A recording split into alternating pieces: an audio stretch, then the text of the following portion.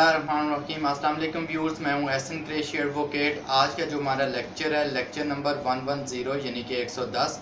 और जो टॉपिक है, आज हमने दोस्तों की रिक्वेस्ट पर उस टॉपिक को चूज़ किया है, वो है कोर्ट मैरिज। इस हवाले से आज हम डिस्कस करेंगे कि कोर्ट मैरिज के क्या लवाज़मात हैं, कोर्ट मैरिज कैसे की जाती है और कोर्ट मैरिज के हवाले से कानूनी तहफ़्फ़ुज़ात कैसे हासिल होगा दोनों पार्टीज़ को, लड़का हो या लड़की हो। सो उस हवाले से आज हम डिस्कस करेंगे। सबसे पहले जो बुनियादी चीज़ है कि लड़का लड़की दोनों का बालिग होना ज़रूरी है और 18 साल की एज का होना ज़रूरी है। निकाह के लिए 18 साल की एज का होना ज़रूरी है। और आईडी कार्ड, शनाख्ती कार्ड अगर बने हुए हैं तो ठीक है, अदरवाइज़ बेफाम अगर मौजूद हो तो फिर भी निकाह पढ़ाया जा सकता है और निकाह खां के लिए इतनी प्रॉब्लम नहीं होती।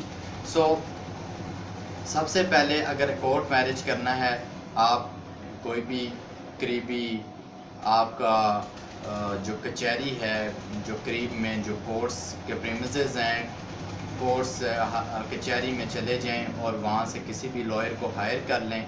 उसके बाद जो है निकाह खां, नॉर्मली जो रूटीन के निकाह खां होते हैं अक्सर कचहरियों में घूम रहे होते हैं। अगर उनके थ्रू करवाना चाहते हैं निकाह, उनके थ्रू भी करवा लें। अगर कोई आपका अपना जानने वाला है तो उसके थ्रू भी निकाह कर लें। निकाह के लिए जैसे कहा, दोनों की एज आक़िल बालिग होना ज़रूरी है। एज 18 साल हो। गवाहान के 2 गवाह होने ज़रूरी हैं। गवाहान की मौजूदगी में जब कबूल होगा, उसके बाद निकाह खान जो है निकाह नामे के पर्त तैयार करेगा, जो नॉर्मली 4 पर्त होते हैं। एक लड़की के पास होता है, एक अमूमन लड़के को दिया जाता है, एक निकाह खां अपने पास रखता है और एक यूनियन कौंसल में या सालसी कौंसल में रजिस्ट्रेशन के लिए दे दिया जाता है। उसके बाद चूँकि जो कोर्ट मैरिजेस हैं, जिनको रन अवे मैरिजेस भी कहा जाता है, रन अवे मैरिजेस। इस हवाले से कानूनी तहफ़्फ़ुज़ अमूमन ये होता है कि जब कोर्ट मैरिज होती है तो जो लड़की वाले हैं उनकी तरफ से, उनके पेरेंट्स की तरफ से बहुत सख्त रद्द-ए-अमल देखने को मिलता है। वो FIR की कोशिश करते हैं। या बाज़ दफ़ा वो दोनों लड़का लड़की दोनों को जान से मारने के लिए भी मादा हो जाते हैं। इन सूरत-ए-हाल में जो कानूनी तहफ़्फ़ुज़ है वो ज़रूरी होता है दोनों पार्टीज़ के लिए।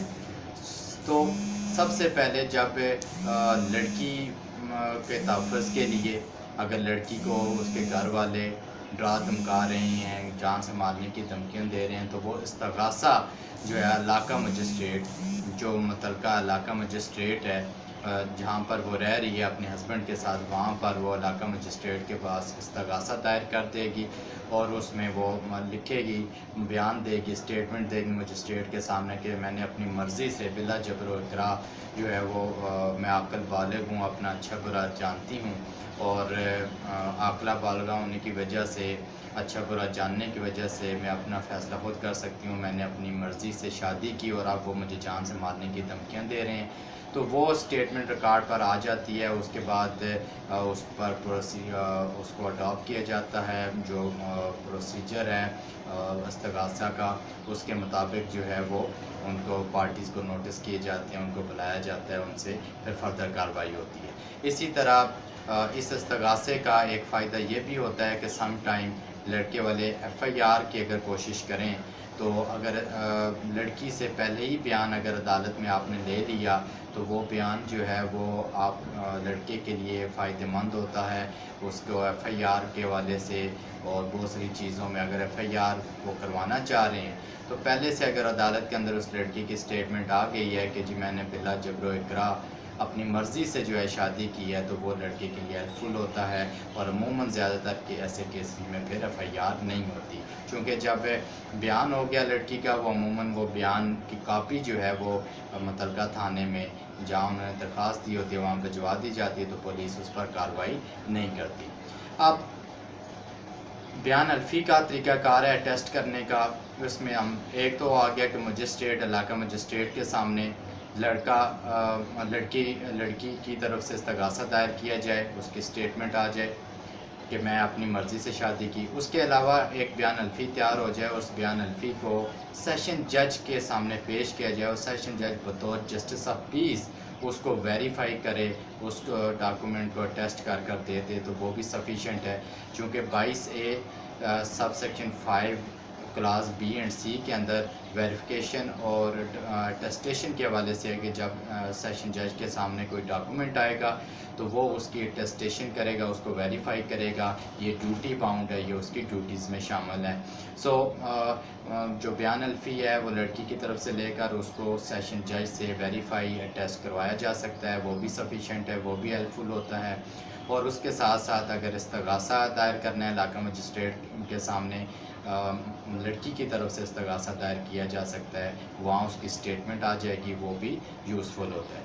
یہ ایک قانونی تحفظ اس سے مل جاتا ہے کہ جو اگر FIR کی اگر وہ کوشش کرتے ہیں FIR کروانے کی, تو اس تھانے میں وہ جو بیان ہے, سٹیٹمنٹ ہے, نکاح نامے کی کاپی کے ساتھ اگر بھجوا دی جائے تو پولیس اس پر کارروائی نہیں کرتی, اور جو FIR سے ہے وہ کافی حد تک بچت ہو جاتی ہے, اور FIR کا اندراج 99% کیسز میں نہیں ہوتا. یہ ان صورتحال میں ان جو لیگل یہ ایشوز ہیں ان کو مد نظر رکھتے ہوئے یہ پروسیس ہے کہ لڑکا لڑکی جب کورٹ میں جاتے ہیں تو نکاح کرنے کے بعد فوراً لڑکی بیان الفی لڑکی سے لے لیا جائے اور اس کو سیشن جج کے سامنے پیش کیا جائے, اور سیشن جج جو ہے اس ڈاکومنٹ کو ٹیسٹ کرے گا بطور جسٹس آف پیس. یہ 22A جو سیکشن ہے CRPC کا 22A sub section 5 class B and C کے اندر لکھا گیا ہے کہ وہ اس کو ویریفائی ٹیسٹ کرنے کا پابند ہے.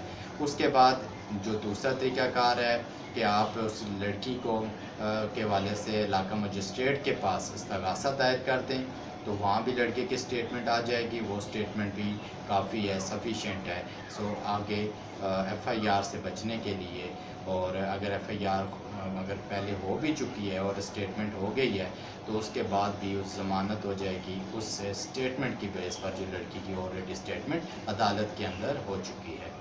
ویوز یہ تو تھا کورٹ میرج کے حوالے سے جو طریقہ کار جو دوستوں نے ریکویسٹ کی تھی کہ اس پہ بتایا جائے کہ کورٹ میرج میں ہم کیا کریں اور کس طرح سیف سائڈ رکھ سکتے ہیں, لڑکا کس طرح اپنی سیف سائڈ رکھ سکتا ہے, اور لڑکی کو اگر خطرہ ہو تو وہ کیا کر سکتی ہے. ویوز مجھے امید ہے کہ یہ لیکچر آپ کو پسند آیا ہوگا. اگر میرا لیکچر آپ کو پسند آیا تو میرے چینل کو سبسکرائب کیجئے, دوستوں سے شیئر کیجئے, بیل آئیکن کو پریس کیجئے تاکہ میری ہر ویڈیو کا نوٹیفیکیشن بر وقت آپ کو ملتا رہا کرے. والسلام.